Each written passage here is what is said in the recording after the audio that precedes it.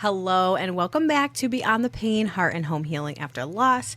Today, I want to talk about this new year that we just entered into. And no, this is not going to be a typical, here's 10 things you should do to make this the best new year ever, or 5 habits to create for yourself to become the best you in 2025.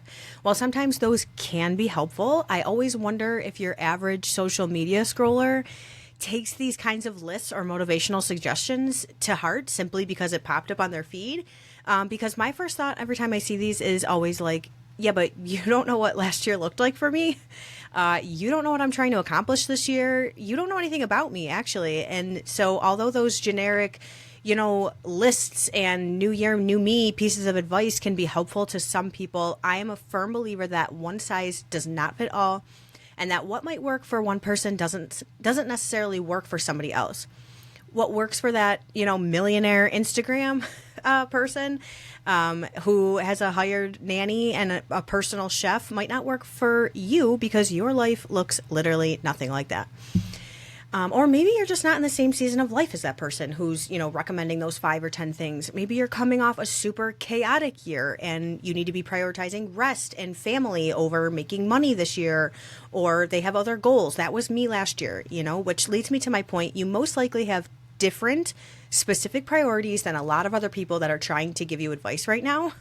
And so the most important thing you can do before you start taking all this New Year's advice that people are putting out there is decide, what does my definition of success look like this year? What am I prioritizing right now?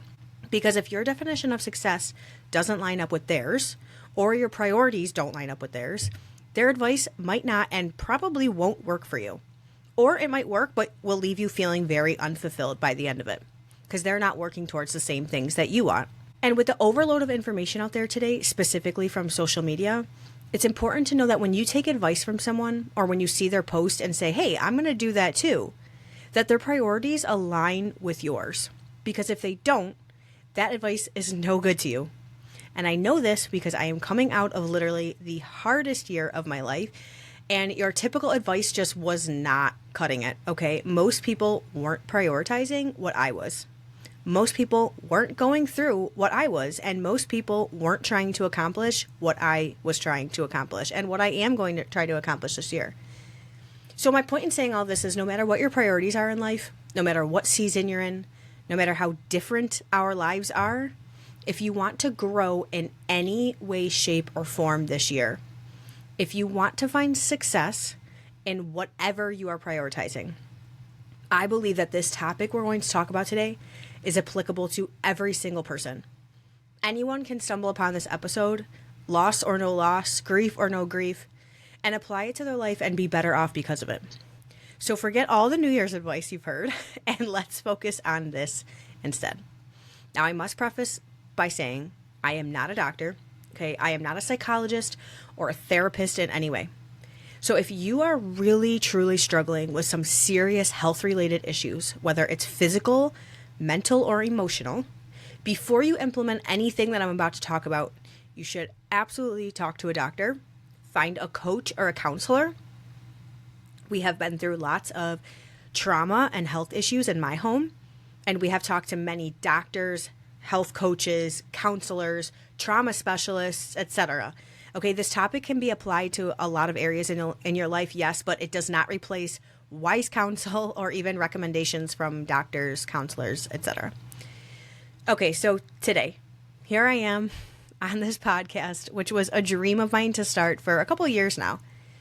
My husband and I probably internally are the healthiest we've ever been, meaning we're still working on our physiques, all right, but that's a process. But as far as like our gut health, our organs, being in tune with our bodies and just overall wellness, including our mental and emotional state, we're thriving way more than we thought we would be after what we went through, because we were an absolute wreck after our daughter died. Like I mentioned, I had to see a grief counselor, and thank God I did. But thinking about where we were compared to today, we are thriving. And thriving doesn't, necessarily mean 100% great all the time, Because are we perfect? Absolutely not. We are always growing, always learning how to be healthier and take better care of ourselves. And we'll always continue to do so. But we are currently in better health than we've ever been. And we're proud to say that it's a top priority for us. I'm finally at a place where I can work if I want, but I don't necessarily have to if I don't want to, even though I'm a hustler and I'm always working on something. I'm actually following my passion right now rather than just working to get a paycheck. I work out in the mornings, which has been a goal of mine ever since I can remember, one that I've never accomplished. I'm reading more than I ever have, which again, I've always wanted to be a reader so badly, but I'm finally doing it. I'm learning, I'm growing, I'm slowly becoming, keyword slowly, the person I've always wanted to be. Another thing is my marriage. It's thriving. We've never been in such a good place where there has been such trust and friendship, intimacy. Our bond is stronger than ever. We have been given many, many opportunities to throw our hands up and say, we're done. But here we are, better than ever. And like I said, I'm slowly working on becoming the best version of me by, adopting all the habits. I've always thought to myself, I really want to do that one day. But I am only here doing these things, pursuing my dream self because of my past and the decisions and choices I have had to make. I am only here at this point in my life because I have done hard things. We have been through some very hard things. And when I say we, I'm talking about my husband, Rick, and I. Okay, we are raising 3 children who are not biologically ours. Parenting is, in general, very hard.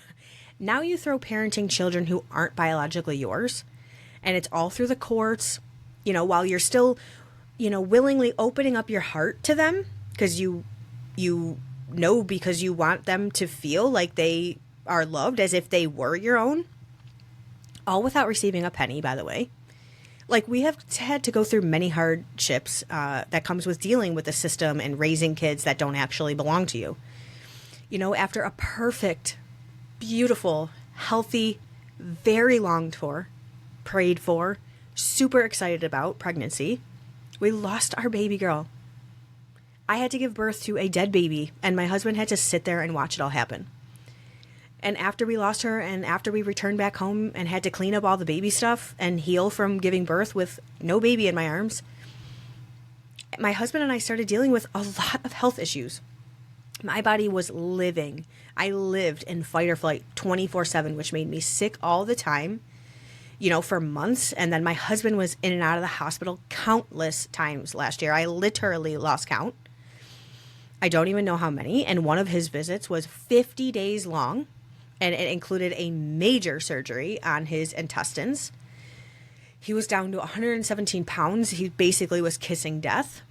Our relationship with God was absolutely rocked. We have felt completely betrayed, misled at the end of our rope. We have lost friends, relationships, and we've had financial struggles and missed payments, etc., etc. I know everyone goes through hard things. But not everyone is intentional about choosing the harder thing, knowing that it's going to benefit them more in the end. We went through a lot of hard things these last couple of years, but we also chose to do some hard things as well. All throughout these difficulties and hardships, I made a promise to myself. I promised myself from the moment I found out that my baby girl had died, that I wouldn't just do what was easy to get through this or to get through anything anymore, but that I would do what was right and what was best for me, my husband, and my family long term. And you know what often was the thing that was best for me? The harder thing. And I have had to decide so many times to do the harder thing to get me to where I am today. Okay, my circumstances alone have not gotten me to the place I am today. A place of picking myself up after being completely knocked down and thriving mentally and emotionally, Like the hard choices I have made and followed through on have gotten me to where I am today after all the tragedy and trauma that I have experienced in the last few years. Because like I had mentioned before, I did receive grief counseling about 8 to 9 months after my daughter had died. And I put in a lot of work. This grief journey is rough. This healing journey is rough. And it requires work and routines and diligence and sometimes really, really uncomfortable situations. And that is all really hard stuff. But I knew that staying stuck where I was in life was also going to be ridiculously hard. Staying stuck in fight or flight physically was going to be hard. And being sad and depressed forever was also going to be hard. You know, sometimes people say, I had no choice but to get up and move on. And as my grief out counselor always tells me, yes, they do. Because I've seen people choose to not get up and move on. She has said that to me many times. I actually had my grief coach on here a couple episodes ago. You should definitely go listen to that episode because she's so incredibly wise. The episode is called Grief Unveiled with Rachel McGonigal. So here are some examples of the larger, harder choices I have had to make over the last couple of years. If anyone has ever been in the foster care system, which we're actually not in the foster care system, but the arrangement that we have set up is basically like foster care. So if you know anything about it, you know how difficult this can be. Okay, and for legal reasons, unfortunately, like I can't really go into many details. I hope to be able to one day to tell our story a little bit, but let's just say raising a child, 3 children actually, that's not yours. They look nothing like you. That has none of your personality traits or none of the same features. You don't share the same blood. You don't have any memories of them as a baby. But you still take care of their every single need day in and day out with no financial assistance. You are at the mercy of the court and sometimes the biological parents. You're trying to love them like your own every day. Okay, that alone right there is a tough task and a tall order. Then all of a sudden, your own biological baby that you have been trying for years, after a super perfect healthy pregnancy, just dies. And you're now questioning everything you've literally ever known, and you still have to raise these other kids. You still have to take care of them without any financial support and with all the hardships that come with raising children who are not biologically yours. I would be an absolute liar a liar and a hypocrite if I said that bitterness and resentment have not tried to sneak into my heart on many occasions. Okay, and continuing to choose to love and care for these kids that I am not legally bound to on the daily, because I know I and they will be better off for it one day down the road, who the heck knows when. That's a hard freaking choice to make every single day. Okay, another example, when I had to decide how I wanted to birth my baby that was no longer alive. You know, I knew the right thing for me to do was deliver naturally. Now, I'm speaking for me and my experience, okay? This is not me saying, like, you should never get a C-section. Like, there's so many different situations. I'm just saying for me, I had the option. And the C-section for me was my easy way out. It was my opportunity to literally say, like, wake me up when it's over. But after all of the months I spent preparing myself for childbirth, like I studied and I paid for courses and all of these, I put so much work into it. And also like wanting every second I could that I could have with my daughter before the nurses took her away from me. Like I made the very hard choice to still labor with her for many hours and deliver her naturally, knowing that at the end, she still wouldn't be alive. And they were still going to take away the greatest gift that was ever given to me. But oh my goodness, am I so glad that I made that choice, because I got more time with her. I kicked butt at laboring, apparently. I didn't have to recover from surgery, which was just a nice perk. But most importantly, I was so much stronger. I did a really hard thing, and I pushed myself, and I realized I had way more strength than I ever knew that I had. And when it was all over, my doctor looked me right in the eye with tears in hers and said, "You were born to have children naturally." I mean, come on. What a compliment. One more example is when we were in the hospital for Rick. Now, let me paint you a picture really quick. My husband was very ill. He was yellow. He was an absolute rail, not eating, always in pain. Already had emergency surgery once before, and here we were after a year of absolute hell, having tried lots of remedies and things, starting a medication, but it hadn't had a chance to work yet. And because of all these things, I was emotionally an absolute wreck, losing some weight myself unintentionally, living on a prayer. And then his doctor advised him to get his entire colon removed. The entire thing just gone. That was the advice from his doctor. We had already known that he was most likely going to have surgery in some sort because his colon was in such rough shape. So we knew that some of it had to go. But if I had not made the very hard decision over and over again every day to be incredibly diligent about my husband's care at a time when literally all I wanted to do was give up and hand the job over to somebody else, he would have had to live his entire life without his colon. And we demanded that we discuss other options, and lo and behold, after they scoped him, 2 whole thirds of his colon was in perfectly good shape. 2 whole thirds, that's a lot, and I was such a mess during these days. The easiest thing for me to do would have just been cry, weep, throw my hands up in hysterics and said, like, whatever you say, doctor, But I knew that wasn't right in my gut. So I made the hard choice. I dug my heels in until we found a solution that was right for him. And that was one of the hardest things I've ever had to do in my life. And besides these like big decisions we had to make, there were a million of little examples throughout the last couple of years I could give about all the hard choices I had to make, including what my daily habits look like now. Okay, I have to make the hard choice every single day that getting up and going to the gym is what's best for me in the future. Okay, I have to say no to buying a lot of fun things so we can afford our supplements and our health products, because that's what we're prioritizing, because I know that we're better off with those things instead of, clothes, eating out, a fancy house, etc. I've had to give up certain relationships because they're not supporting my growth and my healing right now that I'm working so hard towards. In the beginning of our loss, we still wanted Layla, our daughter that was stillborn, to be included in literally everything. I would lay out her outfits for occasions. And I remember the first year, I even wanted to like sign her name on our Christmas gifts, because that's what made me feel good in the moment.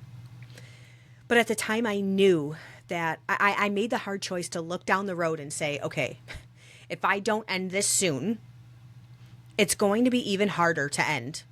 So I might as well set myself up for success now and decide to not do those things anymore, like signing her name on, a card or laying her outfits out, stuff like that. Those are just a couple examples. Again, this was my choice. I'm not knocking anyone out there for how they grieve. You do whatever you have to do. That's your choice, and there's absolutely no judgment. That is just what I knew was best for me in that time. And these are, like I said, these are just a few more examples, but honestly, the list goes on and on. And I hope you understand the point I'm trying to make, and I hope you can put yourself in some of these situations and realize just how hard some of these things were. But the point is the person that I am today is not the person who first brought in those kids that I now love very much. The person I am today is not the same person who was just told your baby has no heartbeat. The person I am today is not the same person as the one who could barely hold herself together while her husband was literally withering away in front of her eyes. I am not the same person I was, and that's because I have learned and grown so much over the last couple of years. I have learned so many lessons, and do you want to know where every single one of those lessons that I learned started? By doing the harder thing and by making the tougher choice. And do you want to know how uncomfortable 2023 into 2024 was for me? Very. Okay, myself from 3-4 years ago would look at me now and probably be like, you did that? Like, you said that? You had that conversation? You made those choices? Like, yeah, I did. But I wouldn't be in this place I am today if I didn't put myself in those uncomfortable places by making hard choices. My health wouldn't be thriving as much as it is. My mental and emotional state wouldn't be thriving as much as it is if I hadn't decided to make those choices. Oftentimes, not always, but oftentimes the right choice for our future self is going to be the harder one. Okay, doing the harder thing now will usually set yourself up for the most success in the future. Alex Hormozy always says this quote, and I believe it's some ancient Chinese proverb or something. The quote is, "Everything must be hard before it can be easy." And if you're looking to have an easier life in some way down the road, whether it's financially, less health issues, whatever it is, and those are just like the main things that people talk about at the new year. But this could be literally anything. Anything you want to one day be easier or one day you want to be better at. Whatever it is, you have to do the hard thing first. It's going to be hard before it gets easy. The growth that you seek is in the pain. Okay? It's in the hard choices. I had a thought the other day and I was like, whoa, did I just think that to myself? So in a couple of weeks, Rick has to go back to have another surgery to kind of, complete the whole process of what the original plan was, hook everything back together and whatnot. And the thought I had was like, a small part of me is like sort of looking forward to being back in the hospital, not because I like PTSD or revisiting my trauma, but because I knew I would probably grow in some way because of this visit coming up. Like, if you ask me, the last thing I want to be doing is starting this year off again, like last year, which is in the hospital with my husband. But I can step back now and look at these hard situations and know, yes, this is going to suck.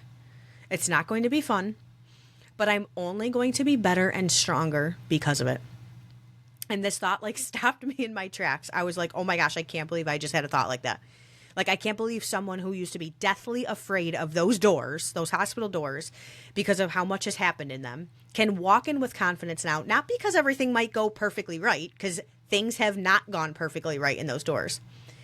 Although that's what I hope and pray for always. But so it's not that I think everything's going to go perfect, but because I can walk in with confidence because I know that no matter what happens, I will be stronger on the other side because we're doing a hard thing.